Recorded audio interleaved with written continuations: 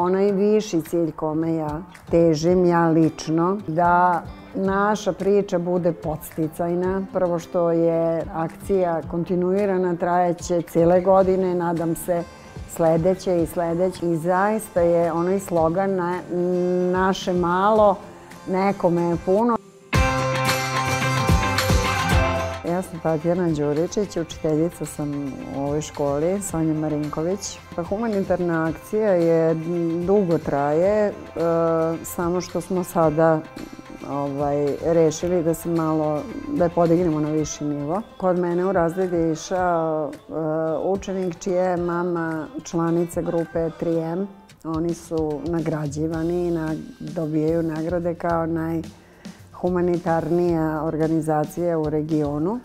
I tako smo mi počeli da donosimo petkom namirnice. Tako su oni bili simpatični sa 10 jaja, sa uljem, sa litrom mleka i tako dalje. I mi smo to petkom nosili roditeljima, to jest organizaciji. Ja sam smislila kako bi našu tu humanitarnu akciju da mi to proširimo na viši nivo. Svakog utorka šaljemo knjigu obaveštenja drugom aktivu za četvrtak da donesu namirnice i garderobu. Školski pribor, hemiju i tako dalje, sve ono što je potrebno jednoj porodici.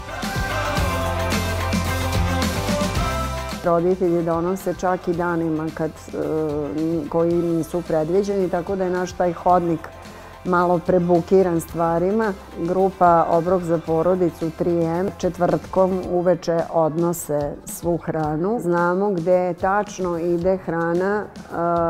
Oni sa našim donacijama i donacijama iz drugih mogu da obezbede 200 porodica mesečno. Biću iskrena pa ću reći da je ovo jedan jako veliki posao, velika stvar koju ja često odustanem, ali imam toliko satisfakcije javljanjem ljudi i prosto postane zarazno. Ne mogu ni da opišem, sama satisfakcija što sam sa decom, što radim sa decom, puni energijom, ali zaista, to je moj životni poziv. I dalje svaki dan ustajem na posao sa mišljom šta ću raditi sa decom i kako ćemo mi uraditi nešto dobro. Mi se bavimo afirmacijama da deca od malena nauče da budu humana, da daju, da dele,